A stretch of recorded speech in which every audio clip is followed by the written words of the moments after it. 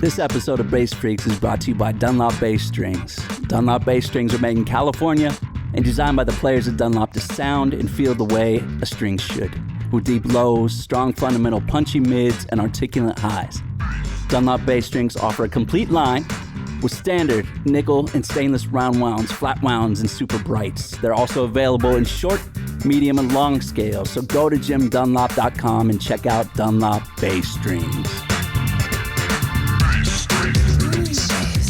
What's up, my friends? Welcome to Dunlop Presents Bass Freaks. This is a place for all of us bass freaks to chat it up, gain a little insight and inspiration, and have some fun with some great bass players.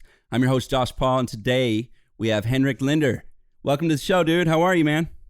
I'm good. Thanks for having me. Very happy to have you on the show. You're in Sweden? Yeah, in Stockholm. Very cool. What's the weather like there right now?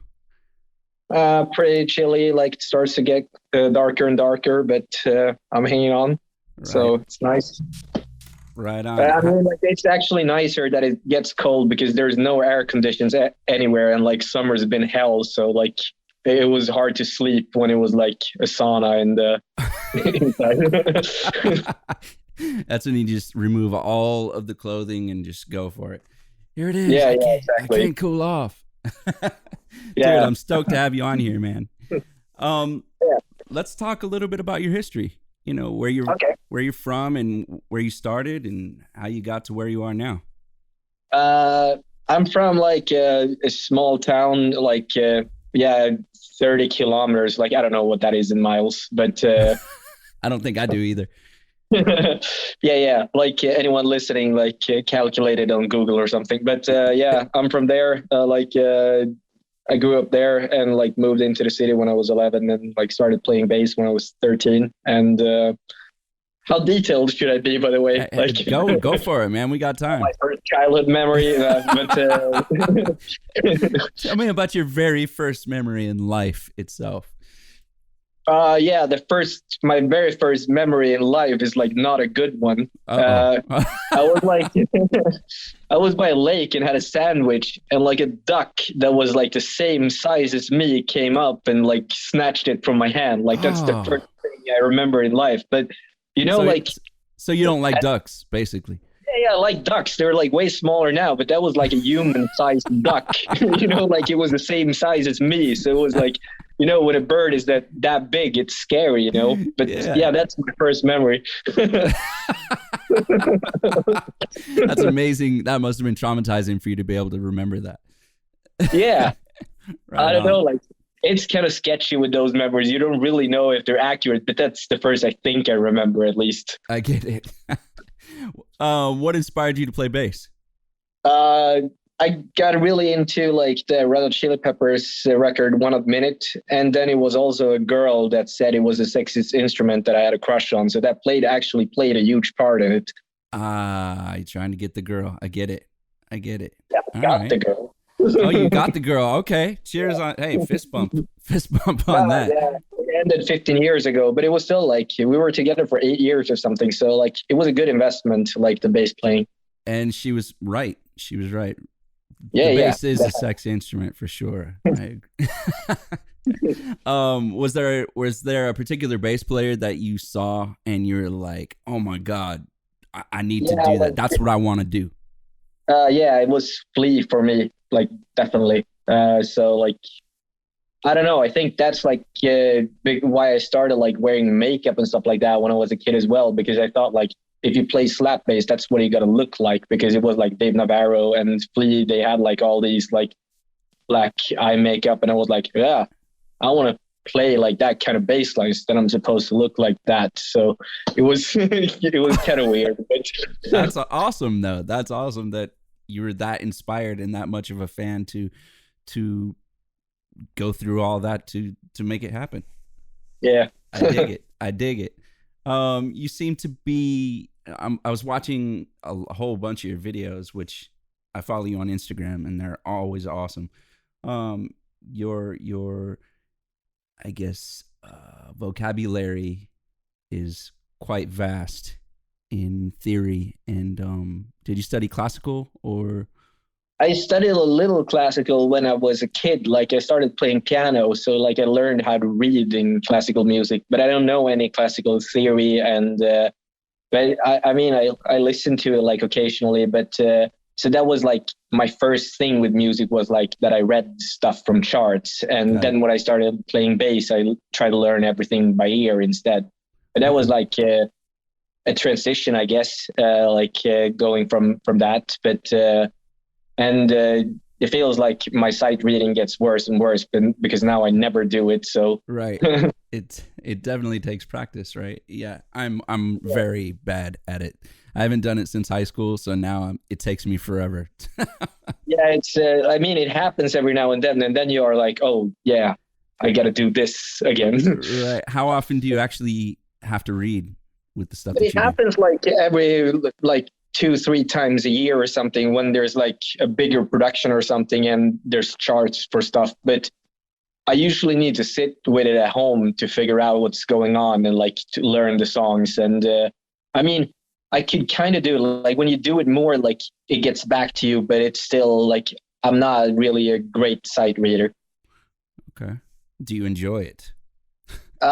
No, actually, I prefer like not reading. Like I like when I don't have to read. I mean, it's a different thing if it's just chord charts as well. Like that's much easier because then you don't have to like learn about the rhythms and stuff like that. If I play like jazz gigs or whatever, and there's songs I haven't heard, like then I guess I can read chord charts. That's not a problem. But like when it's like notated, that usually takes more time for me. I got it. Do you have a favorite style or genre of music that I mean, when you pick up a bass, typically what kind of thing do you play? Uh, but I guess it's like some kind of, like funk jazz thing, I guess. That's usually like what I, those kind of gigs is what I get the most. But I don't know, like, I don't think there's any like super particular thing. I like doing everything and I like to switch things up. So, yeah. It makes sense, man. That's cool. Did you take lessons or you self-taught I started taking lessons from when I was like 14 or something. So it was like a combination of teaching myself, but I went to like a bunch of music schools and I had the same teacher for a very long time. And he's been very influential for me. His name is Robert Sundin. And yeah, he just like basically, he was really good at that in a nice way, like being able to tell me what I sucked at, and like like in a very motivated way. Like he was like kind of hard on me, but I knew that he was not hard on me to be mean, and he made that like clear. So it was for me, it was a really good thing. Like I had to still have a very strong like friendship with him, and he really took his time with me. Like I remember like when I was it's called gymnasiet in Sweden, like it's age 16 to 19. The last year I had like his last lesson, and it was like on Fridays at 2 p.m. and he usually sat with me until the school closed. So he like really spent time with me. And I mean, when someone did that, like I also felt like kind of a responsibility to like practice the stuff that he gave me because I didn't want to waste his time either. yeah.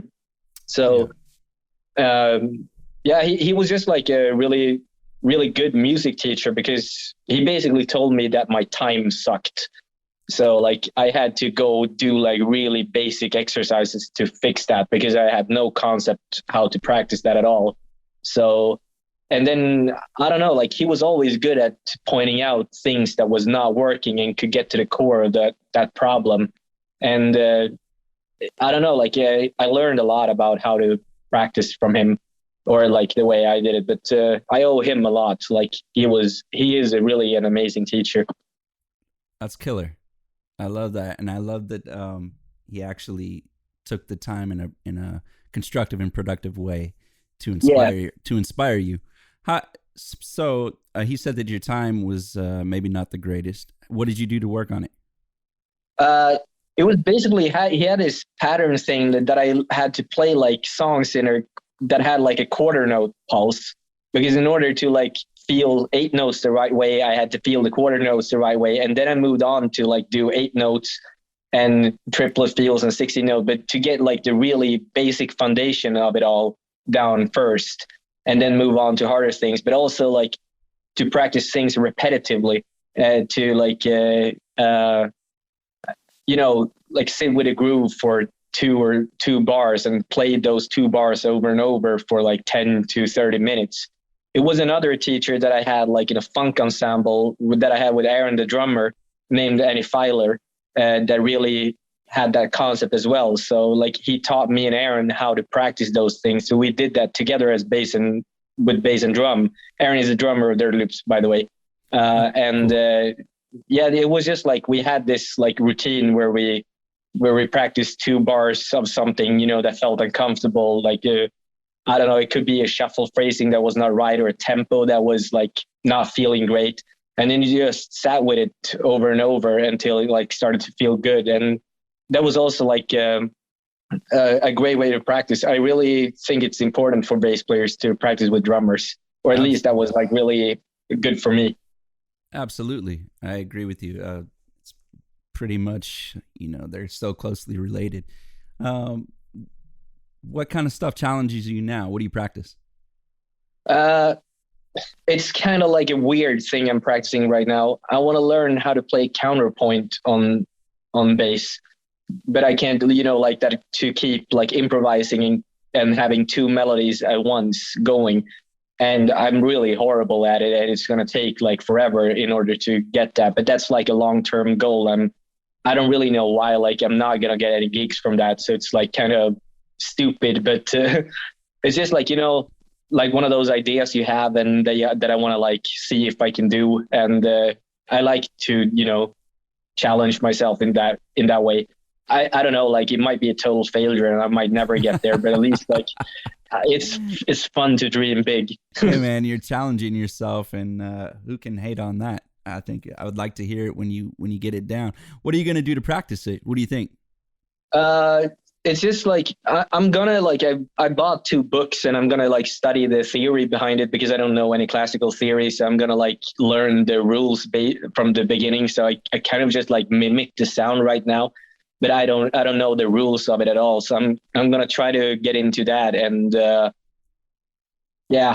don't know, like it will just be one of those things. Like I will probably practice it in a pretty unorganized way, because that's usually how I do things. It's just like that I sit with it and try like, oh yeah, maybe if I move it like this, and without like, it's just a long-term plan, but not like that I planned out the days. But that's just how practice worked for me over the years. So another thing that I did like during the pandemic is that I try to practice soloing without looking at the bass, because this is like a personal thing.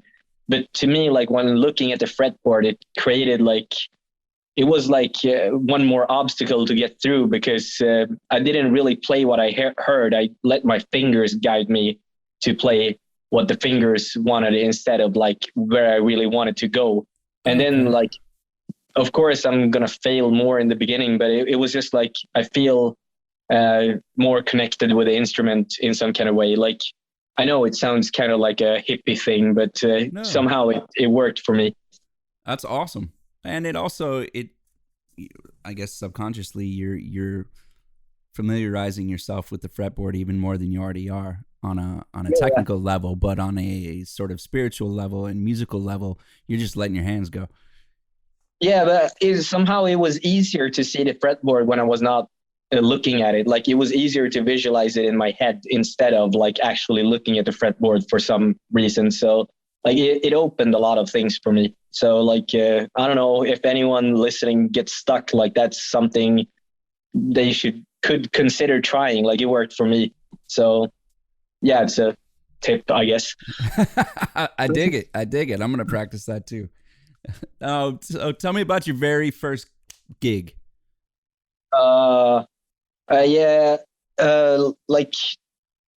first gig ever was like a piano thing, one of those things like when you went with a piano teacher and played recital or something, like at the end of the like what's it called? end of the half year, like, oh yeah, I've been working on this, like now play this song for 30 seconds in front of your parents. So that was, I guess, the first gig.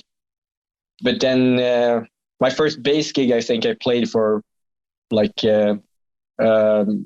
elderly people in a home. Oh, cool. Or something like that, yeah. That's rad. I love that. That's cool. Yeah, I mean, like all the gigs that I did in the beginning was like, some of them were really bizarre. I remember like one of the weirdest ones that I played for like also elderly people, like in a swim hall. Like that we played like ballads for them while they were swimming with neon lights or something. It was just really like weird. Oh, wow. How old were you? Probably 16 or 17 or something like that. I don't know, but very cool. What kind of things did you play? Like in the beginning, you just like took whatever gig you got. Absolutely. And like, yeah, you always learn something from it. So right. What do you think you learned from that one? Probably that was not what I wanted to do in life. Oh, be the pool boy with the bass. Yeah. Oh man. All right, so let's talk about Dirty Loops. Yeah. How did that all come about? It was like, I went to school with those guys since forever. Like I'd known Jonah since I was 12 and he was 10 or something like that, and Aaron since I was 15 years old. So I went to 3 different schools with Jonah and 2 different schools with Aaron. And it was like at the last school where we kind of like, started to get session gigs. And it was basically Aaron's idea that it was like, yeah, let's do a trio, like where we just like play everything that we would get fired from playing anywhere else. Like everything, like you could be as over the top as you want to. And it was just like, fun. It felt like, that you did something forbidden kind of. And I got it. I get it. Yeah. And that energy was just really nice because everybody was really supportive. It was definitely, like everybody said yes to everything and like, let's go for it. And it was just like that nice energy around it. So we didn't really have any plan. Like none of us thought that project was something we were going to work with later on. It was just like for fun. And after like we did that for 2 years or something, we put up a video on YouTube that kind of like went semi-viral, and people started reaching out to us, and then we were like, oh, maybe we could actually do this, because we put it up so to have like a booking reference so that we could show people like, this is what we sound like if anyone knew, because we tried to like get our first gig or something. Right. But the first gigs with Dirtless were also weird because we only played, those like posh clubs in Stockholm. Nice. Were you wearing a tuxedo or a collared shirt? Yeah. But like those nightclubs, and it was like everything was like in between 126 to 130 BPM because all the hit songs were like in that tempo 10 years ago. Yeah. Or like around 2010, like when it was, and everything was like 3 group, like so it was like a bunch of that we kind of like, screwed around with. So that's how it all began. Okay. And then from then on, I mean, you did a record, you've done tours. What was the first actual tour that you got to do? It was after the first record. We didn't tour much at all. And it was like a headline tour. I think we did like 120 gigs or something that year. Very cool. And then we hadn't really, like, we had a tour in 2015, and then we were kind of like not doing anything for a while. And now we're looking to do like a massive tour again, because now we released a lot of new material since last time. So originals as well, right? Yeah.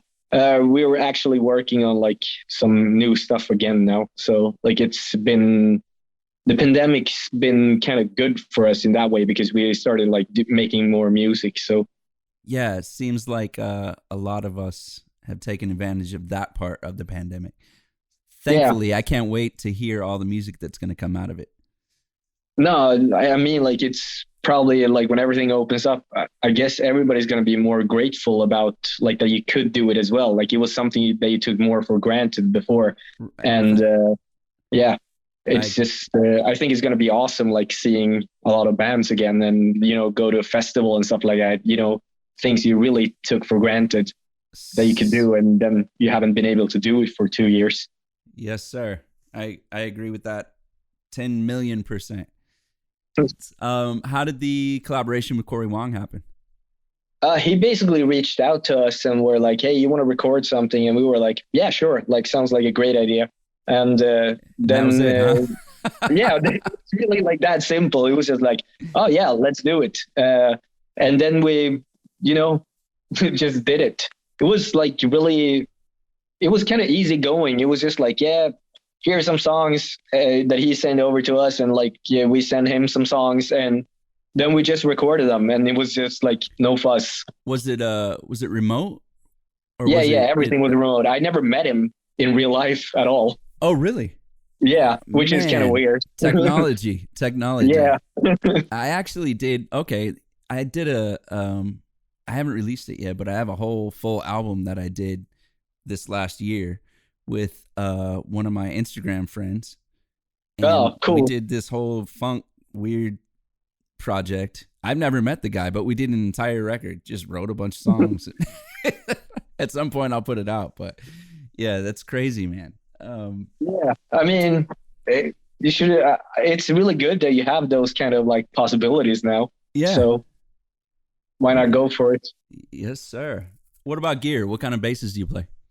I play Swedish bass. It's a guy named Anders Madison. They're called Madison Bass, so they're custom built basses. So I really like them. Can you tell me a little bit more about it? Are they, yes. Yeah, I'm not familiar with them, so yeah, that's all right. Yeah, the main bass. It's these kind of basses, and I dig them. That's it. What would you compare them to? Are they active basses? Are they 5 strings? They're active, most of them. But the main bass is a 6-string that's like has EMG pickups. I think you could split them. So I play them in single coils, but they look like humbuckers. So like if I pull a switch, they become humbuckers. But nice. I like them more in single coils somehow. And then I have it's a 3-band EQ on it. And it's, what's it called? Single cut as well. Okay. And neck through. And then I have some other like a Frankenstein bass that's basically kind of a jazz bass, but with 2 jazz pickups and a P pickup as well. Kind of like the old Stu Ham bass from Fender. Okay. So because it was just like, it was useful to kind of be able to switch between jazz and P without having to bring 2 instruments. So right. I wanted to have that thing. So and does it sound, is it pretty legit? Yeah, I think so. Like it does sound more like a jazz bass than a P bass because it has the jazz body and the jazz neck.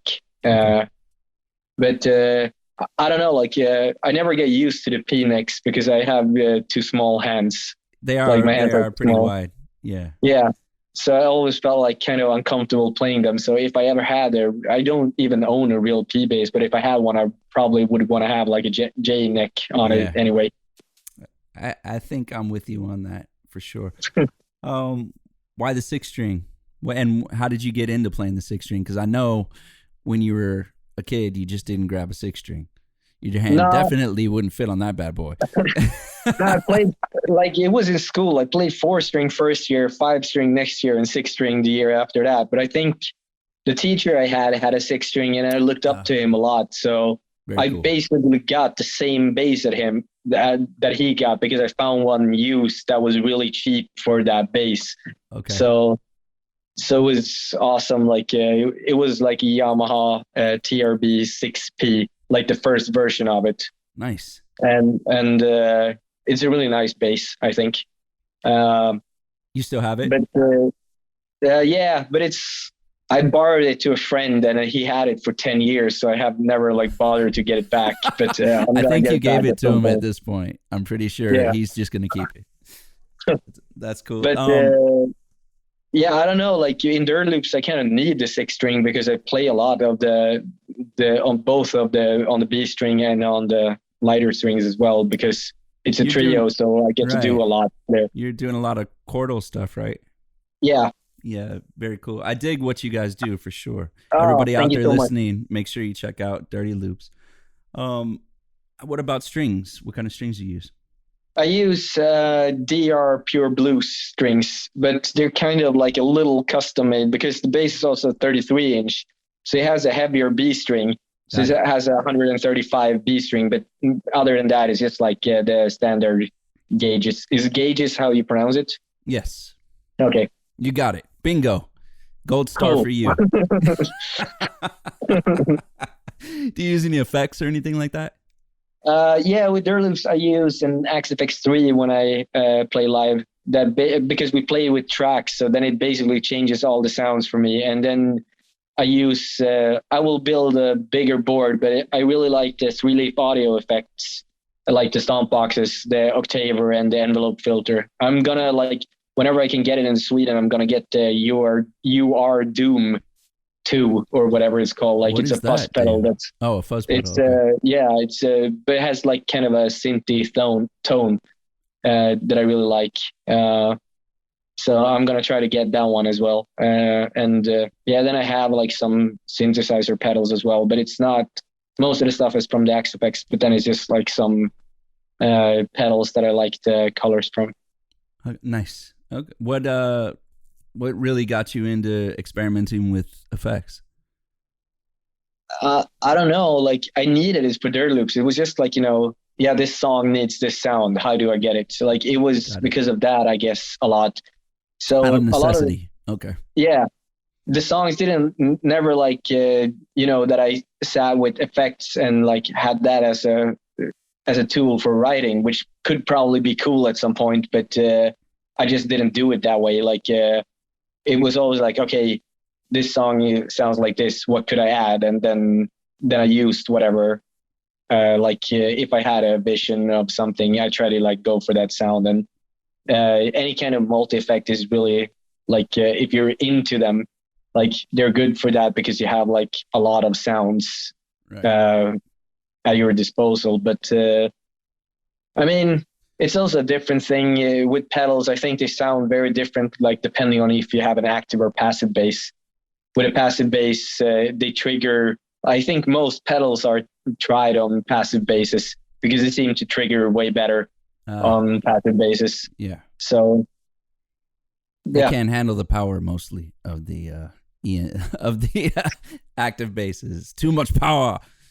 but yeah, but I don't know what it is. Also, like maybe it's like that they're like dialed in with the frequencies of a P bass or a jazz bass. Like that's probably like if I would make a pedal, I would probably try it, on the basis that people play the most. So Yeah, you have a good point there.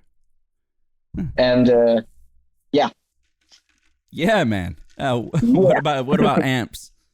I play EBS amps. Like what is it called? 802. It's a new head from EBS. That's really I think it's great. And then the Proline 410 cabs. How many of them? Also from EBS. How many? I usually have like 2 in a stack or something, but Okay. yeah. But it depends also. Like those amps are really great for the Durlux music, and probably like they don't sound vintage at all. So like if Right. you're into that, like I would recommend something else. But they sound good for the Durlux stuff. Yeah, I was gonna say your tone is a fairly, I guess, modern tone. Yeah, would it's be. pretty bright. Yeah. Usually with Durlux it is. I mean that's also like with situations when I played with other artists, like then you might have to like dial in a completely different tone and play a passive bass, and like if they want another kind of sound, like it's a kind of particular sound that like cuts through the mix a lot, and sometimes you don't want that, and then you have to go for something else. Right. Yeah, you're right. What? Who would you like to work with? Anybody? Yeah, I mean, like one person I would like to work with is Brad Meldau, but I doubt he would want to work with me. But You're putting it out in the world right now, throwing it out there. Sorry? I said you're throwing it out there into the universe right now. Yeah, no, I'm a big fan of his stuff and been for a long time. So yeah, that would probably be my dream collaboration. Okay. What could you see you guys doing together? What kind of thing? I would probably just like try to not destroy whatever he made. Like,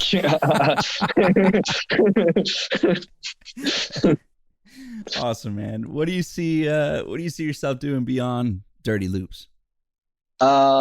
Right now, I kind of like picture myself doing a lot more Dirty Loops than I did the last years. It seems like the band is in a really good place and it's just a lot of fun. So that's the thing I'm gonna be my main focus for a while now. Okay. But I don't know, like I would probably do whatever like weird stuff that's like not like Dirty Loops at all other than that. But yeah, I think like until Christmas, I'm going to work a lot with Dirty Loops. I have like some side gigs, with people, but it's not my music really. It's just, like that I jump in as a bass player, and that's a lot of fun because they're good players and everything. But it's like, yeah, when you have your own thing, it's kind of like means more to you in a way.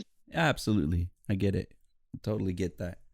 What are there any up and coming bass players that inspire you now? Yeah, I mean, there is like Mikael Pipokinia, but he's not like up and coming. He's young, but he's been around for a long time. Like Adrian Ferro is like both of those guys are really, like you kind of feel like really inspired, and then at the same time you feel like kind of like giving up when you hear them. Like it's that like fine line, but I think I mean, there's a lot of bass players that inspire me. Those were just like the first two that came to the top of my head, but I think they're really, pushing the instrument a lot, and yeah, they're just really, really good, I think. I agree with you. They're amazing, phenomenal players. Is there so for bass players that might just be starting out, what would you recommend? What's the first thing you would recommend them to do? They pick up a bass. It's just like, set a goal to learn like some song that you really like. I think like in the beginning, it's all about, having as much fun with the instrument as possible and not think about like everything you have to do. It's just like play a lot and have fun with it. So I mean, that's probably like how you're going to learn the most in the beginning anyway. It's just if you enjoy sitting with the instrument and that it's okay to fail and just like go for it. That would be my main advice for young bass players. That's great advice. I think a lot of what I've learned, and whether it's right or wrong, has been learned by just experimentation. Yeah, I agree. For me too. And when you're in an environment where it's kind of okay to sound super bad when you try things, it's way easier to get there. Oh yeah, for sure, man. And I would say too to people is don't be afraid of it. Just it's okay if you sound like crap. Yeah, while you're learning really and trying things out, and just have fun with it. I agree with that.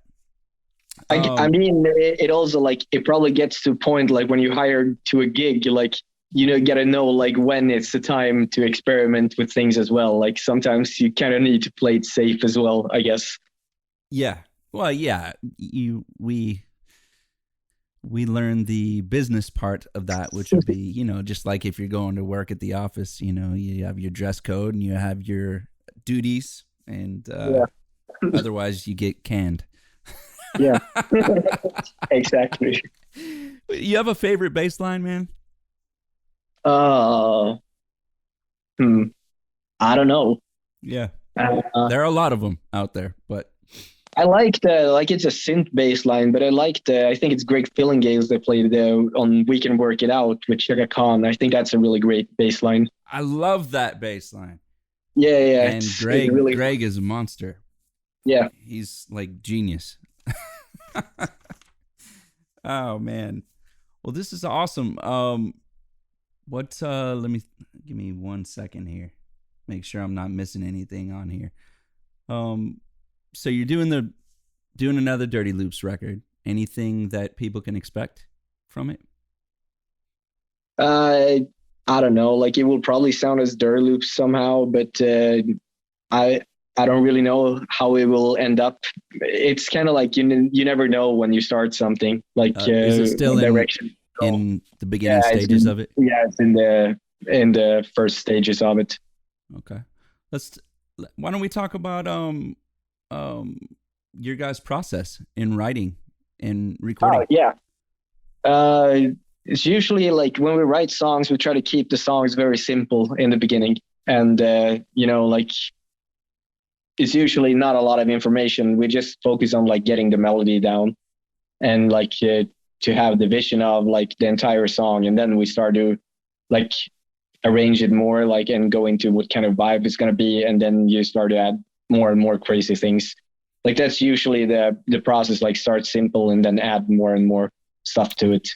Okay.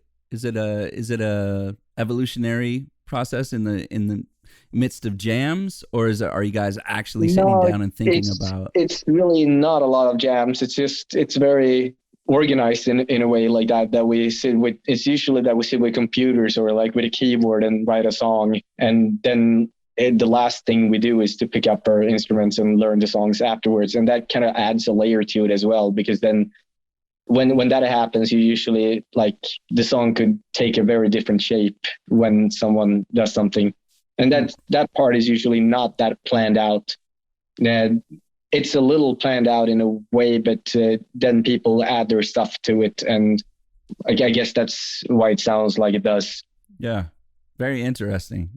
I dig that. What do you want people to know about you that they may not know about you? I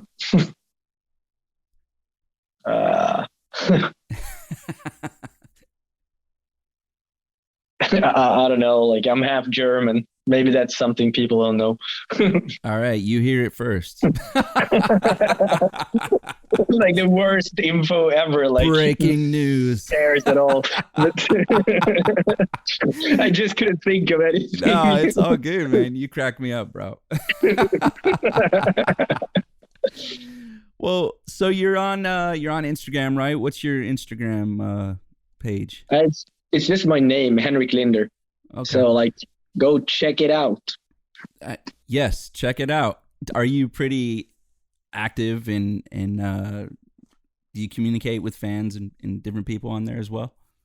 A little bit. I'm not on there like all the time, but because I kind of go crazy if I do. But I don't know. Eventually, I like like I usually do like Q&As maybe every another week, because I think it's fun like to Google weird pictures to go with the answers. So like I do that. That's probably more for me though, because I really enjoy doing it. And like I try to communicate with people, but I mean I can't answer everybody because I wouldn't do anything then. Right. I get that. Well, dude, thank you so much for hanging. I appreciate thanks a lot. Like it was really fun to be here. Yeah. Can't wait to hear the new record, and everybody check out Dirty Loops. When do you expect that to come out? I don't know. Like, I don't know if it will be an EP or a record or whatever it will be. It's just like we're working on some new stuff, and I'll see what happens, what will happen. But I don't know yet. Like, okay. It's too early to say. Right on, man. Well, I definitely appreciate you. And that's our show for today. Thank you for joining us. Stay healthy, stay kind, spread love and good vibes and inspiration. And remember, you got this. Follow your path and just play. I'm Josh Paul. Hope to see you all out there sometime soon. And thank you to Dunlop for making this show possible. Check out Bass Freaks wherever you get your podcasts. Cheers.